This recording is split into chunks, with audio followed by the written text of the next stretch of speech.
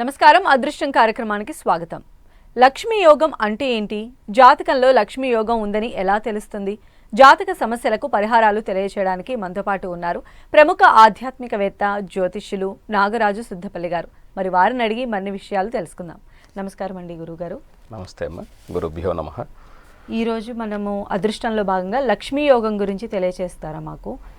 మా జాతకంలో ఒక జాతకాన్ని విశ్లేషించేటప్పుడు లక్ష్మీ యోగం అనేది ఒక 101 యోగాలలో, అంటే దోషాలను కూడా యోగాలుగానే చెప్పారు. ఇందులో లక్ష్మీ యోగం ఒకటి. లక్ష్మీ యోగం అంటే ప్రతి ఒక్కడు డబ్బులు కావాలి బ్రతకటానికి. ఇది ఎలా ఉంది అని మనం గమనించాలి అంటే జాతకంలో లగ్నం నుంచి 9వ స్థానాధిపతి అయినటువంటి అధిపతి ఆ 9వ స్థానంలో ఉన్న లక్ష్మీ యోగం అంటాం. అలాగే లగ్నం నుంచి 9వ స్థానాధిపతి కేంద్రంలో ఉచ్చ స్థానంలో ఉన్నా కూడా దాన్ని లక్ష్మీ యోగం అంటాం. అలాగే లగ్నం నుంచి 9వ స్థానాధిపతి 9వ ఇంట్లోను, పంచమాధిపతి పంచమంలోను, లాభాధిపతి లాభంలో ఉంటే లక్ష్మీపుత్ర యోగం అంటాం. అంటే సాక్షాత్ లక్ష్మీదేవికి పుత్రుడిగా ఉండే అంత గొప్ప యోగం ఉందని చెప్తాం. ఇలా జాతకాన్ని విశ్లేషణ చేసేటప్పుడు ఆ భాగ్యస్థానాధిపతి తన స్వస్థానంలో ఉంటే జస్ట్ లక్ష్మీ యోగమే. కానీ ఆ లగ్నం నుంచి 9వ స్థానాధిపతి తన ఉచ్చస్థానం అయినటువంటి స్థానంలో ఉంటే అది ఖచ్చితంగా లక్ష్మీ యోగం. అంటే ఖచ్చితంగా చెప్పచ్చు అనమాట. ఇది లక్ష్మీ యోగం ఉంది అని చెప్తారు, కానీ ఇది ఖచ్చితమైన యోగం. ఎలా అంటే ఇప్పుడు మేషలగ్నానికి 9వ ఇంటికి అధిపతి అయిన గురువు 9వ స్థానంలో ఉంటే అది లక్ష్మీ యోగం. అంటే తల్లిదండ్రుల నుంచి వచ్చేటువంటి సంపత్తో వీళ్ళు బ్రతుకుతారని. అదే ఉచ్చస్థానంలో కర్కాటకంలో ఉంటే 4వ స్థానంలో విద్య వలన వీడు గొప్పవాడు అవుతాడు. అంటే విద్య వలన లక్ష్మిని సంపాదిస్తాడు. తండ్రి ఇచ్చింది తీసుకోవటం గొప్పనా, స్వయంగా తన విద్యతో సంపాదించుకోవటం గొప్పనా? విద్యతో సంపాదించుకోవటమే గొప్ప. కాబట్టి లగ్నం నుంచి 4వ స్థానంలో ఉచ్చస్థితిలో ఉంటే దాన్ని విద్య వలన బ్రతుకుతాడని చెప్తాం. అలాగే జాతకంలో కర్కాటక లగ్నానికి అధిపతి అయినటువంటి గురువు, అంటే ఉచ్చస్థానానికి అధిపతి అయినటువంటి గురువు ఉచ్చస్థానంలో ఉంటూ లాభాధిపతి అయినటువంటి శుక్రుడు 9వ ఇంట్లో కానీ ఉంటే అది లక్ష్మీ పుత్రయోగమే. ఇంకా అందులో ఎటువంటి సందేహం లేదనమాట. లగ్నంలో కర్కాటక లగ్నంలో గురువు ఉచ్చస్థానంలో ఉండి, అంటే భాగ్యాధిపతి ఉచ్చలో ఉండి, లాభాధిపతి తన ఉచ్చస్థానం అయినటువంటి 9వ స్థానంలో శుక్రుడు కానీ ఉన్నట్లయితే అది లక్ష్మీపుత్ర యోగమే. ఎందుకంటే గురువు కూడా శుక్రుడిని చూస్తూ 9వ స్థానంతో ఉంటాడు కాబట్టి అది అద్భుతమైన యోగం.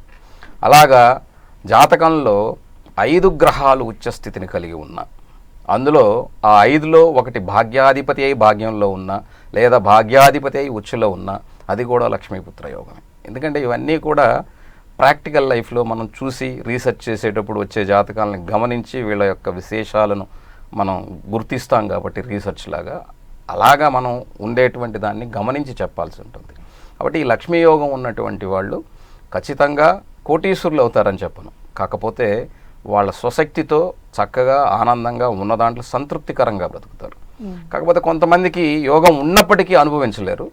ఇది ఎందుకు ఏమిటనేది మళ్ళీ ఇంకొకసారి డెఫినెట్గా అండి. మీతో మాట్లాడడానికి కాలర్స్ వెయిట్ చేస్తున్నారు. ప్రవీణ్ గారు ఉన్నారు నల్గొండ నుంచి. ప్రవీణ్ గారు నమస్తే మేడం. నమస్కారం అండి. ఎవరి గురించి తెలుసుకోవాలనుకుంటున్నారు? నా గురించి madam. Me date of birth చెప్తారా? 17/2/98. ఓకే. టైం అండి? 1:30 మేడం. Early morning 1:30. ఓకే. ఎక్కడ పుట్టారు? మాది నల్గొండ మేడం. ఓకే. ఏం తెలుసుకోవాలనుకుంటున్నారు? నేను ప్రజెంట్ కాంపిటేటివ్ ఎగ్జామ్ ప్రిపేర్ అవుతున్నా మేడం. గవర్నమెంట్ జాబ్ ఏమైనా ఉన్నదా, అలాగే జాతకంలో ఏమన్నా దోషాలు ఉన్నాయా అని తెలుసుకోవాలనుకుంటున్నా మేడం. ఓకే, గురువు గారు తెలియజేస్తారు. నమస్తే అమ్మా.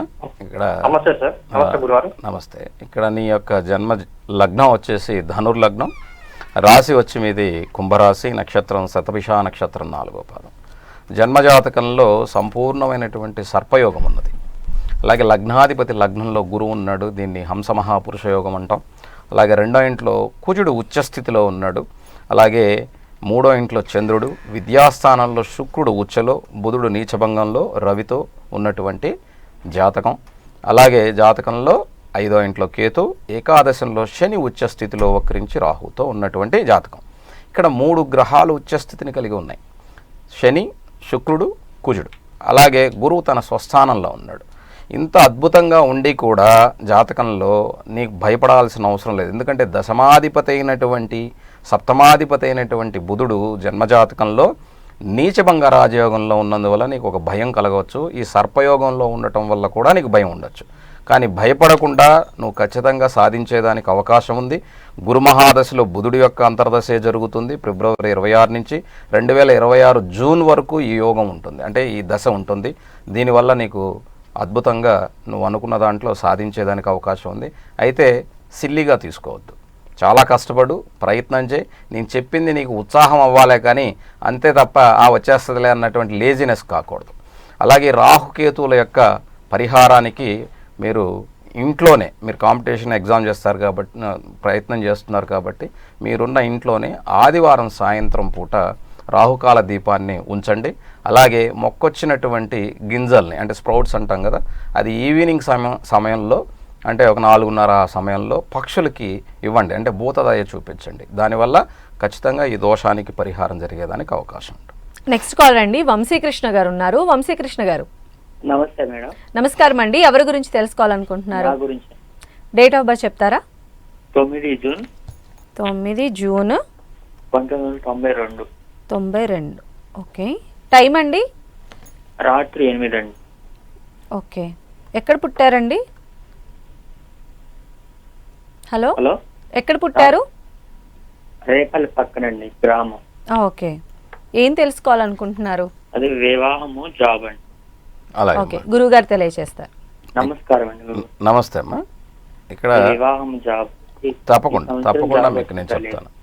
లగ్నం ధనుర్లగ్నం, మీది కూడా రాశి కన్యారాశి, నక్షత్రం హస్త నక్షత్రం 3వ పాదం. జన్మజాతకంలో ఇక్కడ లగ్న రాహు, 2వ ఇంట్లో శని వక్రించి స్వస్థానంలో, 3వ ఇంట్లో కుజుడు, 5వ ఇంట్లో కుజుడు స్వస్థానంలో, 6వ ఇంట్లో శుక్రుడు స్వస్థానంలో రవితో, 7వ ఇంట్లో బుధుడు స్వస్థానంలో కేతువుతో, 9వ ఇంట్లో గురువు, 10వ ఇంట్లో చంద్రుడు ఉన్నటువంటి జాతకం. లగ్నాన్ని గురువు చూస్తూ ఉన్నాడు కాబట్టి భయపడాల్సిన అవసరం లేదు. అయితే ఇక్కడ సప్తమంలో బుధకేతువుల యొక్క కలయిక ఉన్నందువల్ల వివాహం దగ్గర దాకా వచ్చి ఆగేదానికి అవకాశం ఉంటుంది. ఇక్కడ 2, అలాగే 5, 6, 7 స్థానాల్లో, అంటే 4 గ్రహాలు వాటి యొక్క స్వస్థానాల్లో ఉన్నవి కాబట్టి నువ్వు భయపడద్దు. భాగ్యంలో ఉన్నటువంటి లగ్న 4వ స్థానాధిపతి అయినటువంటి గురువు భాగ్యరాశిలో ఉన్నందువల్ల, ఆ దశ జరుగుతూ ఉన్నందువల్ల మీరు భయపడాల్సిన అవసరం లేదు. కాకపోతే ఈ వివాహానికి సంబంధించి నెక్స్ట్ మే నుంచి ట్రై చేయండి, అంటే 2026 మే 3వ తారీఖు తర్వాత ప్రయత్నించండి. అది 2028 ఆగస్టు మధ్యలో వివాహం ఉంటుంది. అలాగే వృత్తికి సంబంధించినంత వరకు, అంటే ఉద్యోగానికి సంబంధించిన వరకు అది ఇప్పుడు ప్రయత్నం చేయండి. ఇప్పటి నుంచి ప్రయత్నం చేస్తే ఆగస్టు నాటికి ఒక చిన్న జాబ్ అయినా, అంటే మీరు నిలబడేదానికి అవకాశం దొరుకుతుంది. నెక్స్ట్ షేక్ నాగూర్ బి గారు ఉన్నారండి. నాగూర్ బి గారు చెప్పండి మేడం. ఎవరి గురించి తెలుసుకోవాలనుకుంటున్నారమ్మా? మా గురించే మేడం. డేట్ ఆఫ్ బర్త్ చెప్పండి. డేట్ ఆఫ్ బర్త్ 200, ఇప్పుడు 42 సంవత్సరాలు మేడం. ఓకే. 1982 ఏప్రిల్ నెల 6వ తారీఖు. 6వ తారీఖు ఏప్రిల్ నెల. సంవత్సరం 1982 అండి. ఓకే. ఎన్ని గంటలకు పుట్టారమ్మా? డేట్ తెలియదు సార్. డేట్ టైం చెప్పారు, తెలీదు. టైం తెలియదు. ఓకే, టైం తెలియదు సార్. ఓకే. ఏ విషయం తెలుసుకోవాలనుకుంటున్నారు మీ గురించి? ఏం లేదు సార్, కొంచెం ఈ మధ్యన ఇల్లు కొనుక్కున్నాం, నాకు ఒంట్లో బాగుంటలేదు సార్. ఓకే. ఇప్పుడు మీరు నాకు కాల్ చేసిన సమయానికి ప్రశ్న లగ్నం మిథున లగ్నంలో ఉంది. మీ రాశి వచ్చేసి సింహరాశి, పుబ్బా నక్షత్రం 4వ పాదం. జన్మజాతక రీత్యా మీకు ఇప్పుడు గృహం కొనుక్కున్నాక ఇబ్బందిగా, ఆరోగ్యంగా లేదు, ఆరోగ్యం బాధ. అవును సార్, కరెక్ట్ చెప్తున్నారు సార్. కాకపోతే అష్టమంలో ఉన్నటువంటి శని రాహువుల వలన మీ యొక్క ఆరోగ్యానికి ఇబ్బంది ఉంటుందమ్మా. ఎందుకంటే ఇప్పుడు సింహరాశికి అష్టమంలో శని రాహువులు ఉన్నారు. నాగూర్బి అని సార్, షేక్ నాగూర్బి మీ పేరు అది. ఓకే. జన్మజాతకంలో గ్రహాల్లో ఇప్పుడు సింహరాశికి, మీది సింహరాశి, పుబ్బా నక్షత్రం అంటారు దాన్ని, పూర్వ ఫల్గుని నక్షత్రం. ఇప్పుడు మీనరాశిలో శని రాహువులు ఉన్నందువల్ల అష్టమ స్థానంలో మీకు ఆరోగ్యం ఇబ్బంది పడటానికి గల కారణం అవుతుంది. కాబట్టి మీరు భయపడాల్సిన అవసరం లేదు, కంగారు పడద్దు. మీరేం చేస్తారు అంటే ఇప్పుడు ఉన్నటువంటి దీని ప్రకారం మీరు ఈ గురువు మహాదశ జరుగుతుంది మీకు. రాశి నుంచి బాగానే ఉన్నాడు ఆయన, ప్రశ్నాలగ్నం నుంచి కూడా గురువు బాగానే ఉన్నాడు కాబట్టి, గోచారంలో కూడా గురువు బాగున్నాడు కాబట్టి భయపడద్దు. తప్పనిసరిగా డాక్టర్ని కన్సల్ట్ చేయండి. అలాగే కొలెస్ట్రాల్ అది చెక్ చేయించండి, లోయర్ అబ్డమెన్ హెల్త్ ఇష్యూస్ని చెక్ చేయించండి. అంటే కడుపులో ఏదైనా సమస్య ఉందేమో, ఎందుకంటే 8వ ఇంట్లో శని రాహువులు ఉన్నారు కాబట్టి ఇది చెక్ చేయించి మెడిసిన్ తీసుకోండి. భయపడద్దు, ఇంట్లో దోషం అని మీరు అనుకోవద్దు. మీ వయసు రీత్యా జరుగుతున్నటువంటి ఇదే తప్ప ఇంట్లోకి రావటం వల్ల వచ్చిందని మాత్రం దయచేసి అనుకొని ఆ ఇంటిని ఉంటూ దూషించకండి. మీరు సుఖంగా ఉండలేరు, హాయిగా ప్రశాంతంగా ఉండండి. అలానే గురువు గారు ఈ సంవత్సరం 5 రాశుల వారికి శని ప్రభావం ఉంటుంది అని చెప్పి అంటూ ఉన్నారు. ఆ 5 రాశులు ఏవి? నిజంగా కూడా ఈ శని ప్రభావం చేత 5 రాశుల వారు భయపడాల్సిందేనా? ఇప్పుడు వీరిది ఒక రాశి, ఇంతకుముందు చెప్పిన ఆవిడది ఆ 5 రాశుల్లో ఒక రాశి. సింహరాశి వాళ్ళకి అష్టమ శని, ధనురాశి వాళ్ళకి అర్ధాష్టమ శని, కుంభరాశి వాళ్ళకి 7.5 సంవత్సరం శని, అలాగే మీనరాశి వాళ్ళకి 7.5 సంవత్సరం శని, మేషరాశి వాళ్ళకి 7.5 సంవత్సరం శని. ఇలా 5 రాశులకి ఉంది ఇందులో. అయితే ముఖ్యంగా భయపడాల్సిన వాళ్ళు ఏమిటంటే సింహరాశి వాళ్ళు. ఆరోగ్యరీత్యా ఇప్పుడు వారే చెప్పారు ఆరోగ్యం బాగాలేదని, ఆమె సింహరాశి. అలాగే ధనుర్రాశి వాళ్ళు తల్లి ఆరోగ్యం కోసం భయపడాల్సి ఉంటుంది, ఏమవుతుందో అని. అలాగే కుంభరాశి వాళ్ళకి కుటుంబ పరంగా ఆర్థికంగా ఇబ్బందులు కలిగేదానికి, లేదా కుటుంబంలో తగాదాలు అంటే మాట పెరిగి ఇబ్బంది పడి వాళ్ళు పలకకుండా అంటే వాళ్ళతో విభేదాలు వచ్చేదానికి అవకాశం ఉంటుంది. అలాగే మీనరాశి వాళ్ళకి ఆరోగ్యరీత్యా అంటే అది జన్మ అంటాం అన్నమాట, జన్మలో ఉంది అంటాం. జన్మ అంటే మన శరీరంలో ఉంది అని, ఆరోగ్యాన్ని జాగ్రత్తగా కాపాడుకోవాలి. మేషరాశి వాళ్ళకి అంత పెద్ద ప్రభావం ఉండదు, ఎందుకంటే శని రాహులు రేపు మే 30 వరకే ఉంటారు. మే 30 తర్వాత రాహు కిందకు వస్తాడు కాబట్టి లాభస్థానం అవుద్ది మేషానికి. 12వ ఇంట్లో శని యోగకారకుడే మేషానికి, కాబట్టి మేషం వాళ్ళు అంతగా భయపడాల్సిన అవసరం లేదు.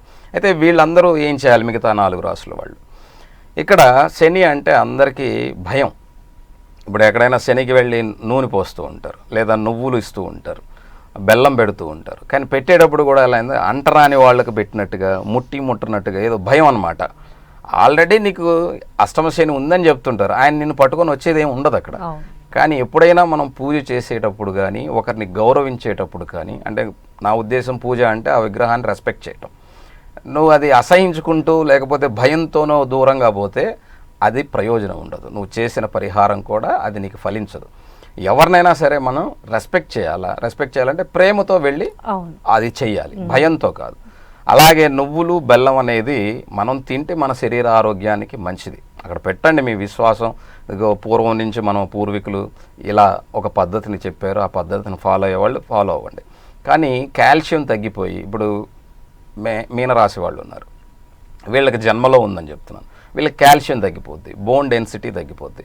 దీన్ని పెంచుకోవాలంటే ఏం చేయాలి? నువ్వులు బెల్లం తింటే ఖచ్చితంగా బోన్ డెన్సిటీ పెరుగుతుంది.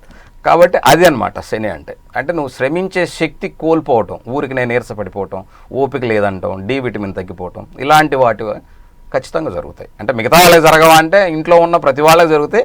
కానీ మనం జన్మజాతకాల్లో చూసినప్పుడు ఇలాంటి సమస్య ఉంటుందని చెప్పేదానికి అవకాశం ఉంటుంది. అలాంటి వాళ్ళు తప్పకుండా తినటం ద్వారా, అంటే మీరు వెళ్ళి పూజ చేసుకోవచ్చు, ప్రతి శనివారం వెళ్ళి మీరు అక్కడ దీపం పెట్టుకోవచ్చు, అది మీ విశ్వాసం, మీ భక్తి. కానీ ఇది తినటం ద్వారా కూడా మనకి హెల్త్ ఇష్యూస్ రాకుండా ఉండేదానికి అవకాశం ఉంటుంది.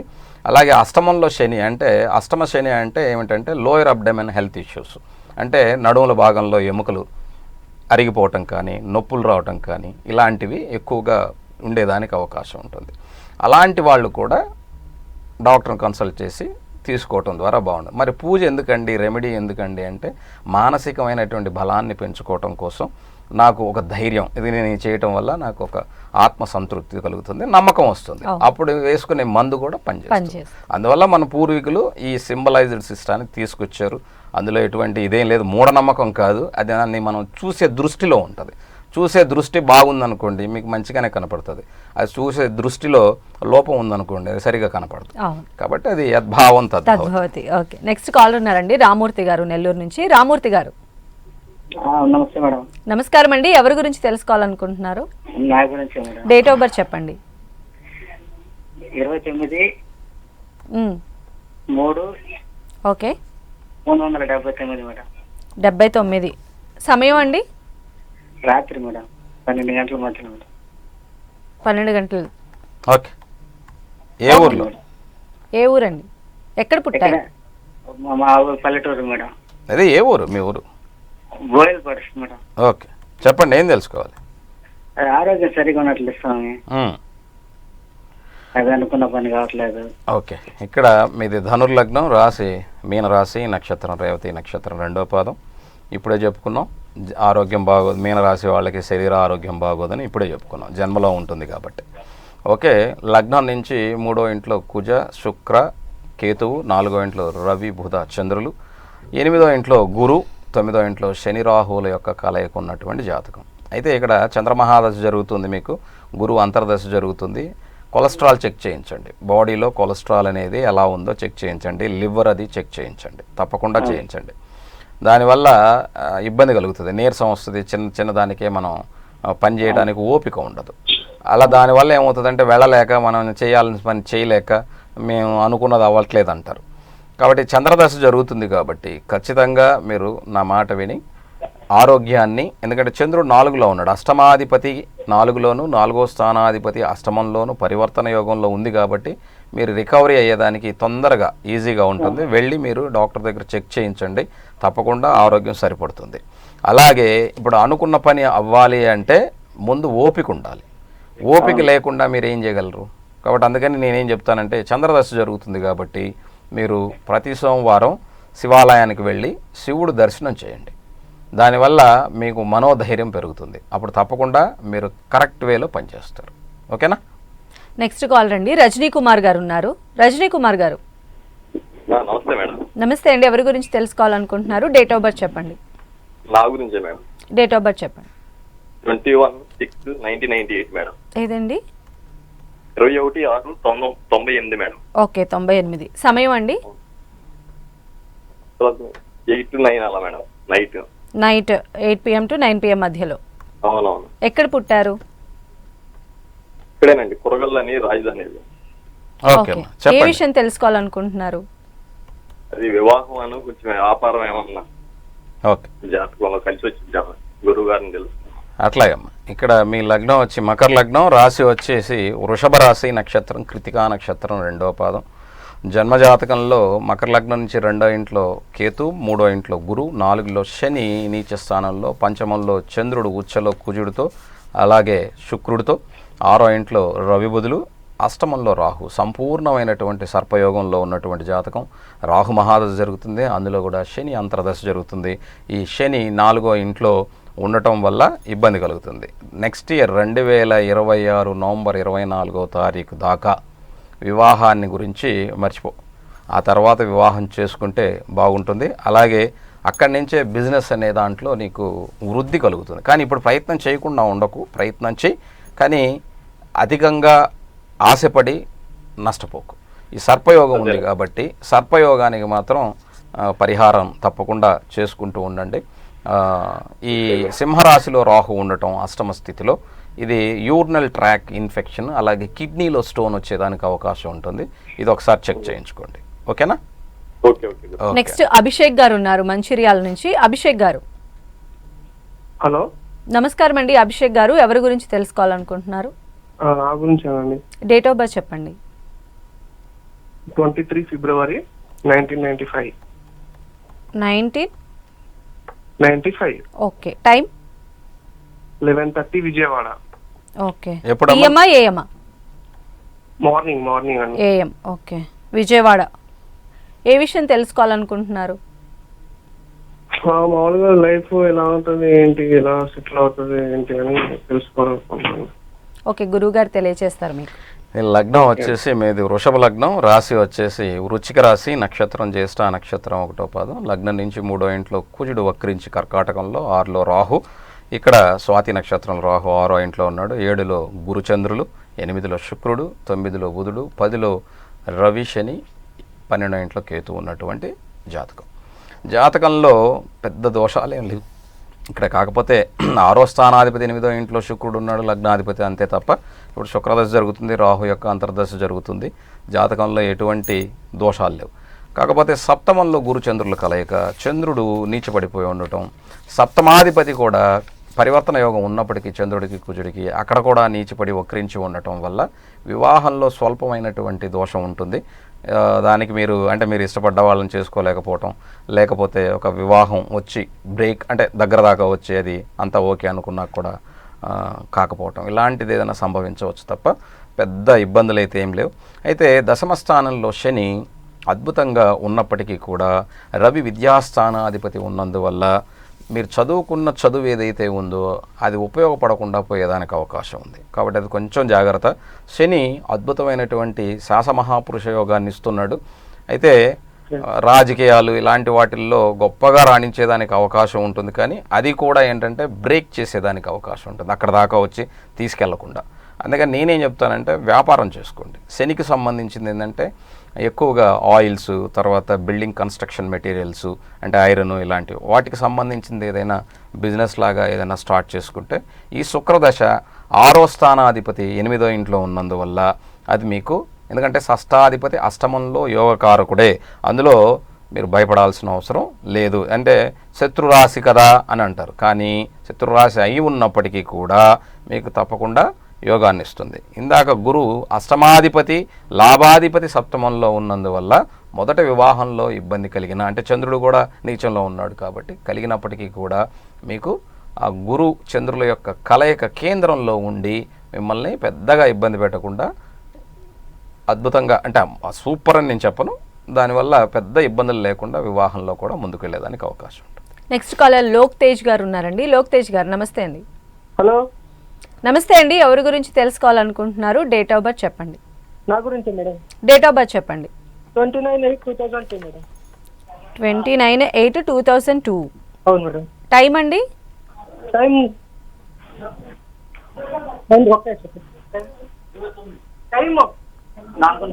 నాలుగున్నర మేడం. ఎప్పుడండి? ఈవినింగా, ఎర్లీ మార్నింగా? సాయంత్రం 4:30. ఓకే. ఏ ప్లేస్లో పుట్టారు? అనంతపురం మేడం. అనంతపురం. ఏ విషయం తెలుసుకోవాలనుకుంటున్నారు?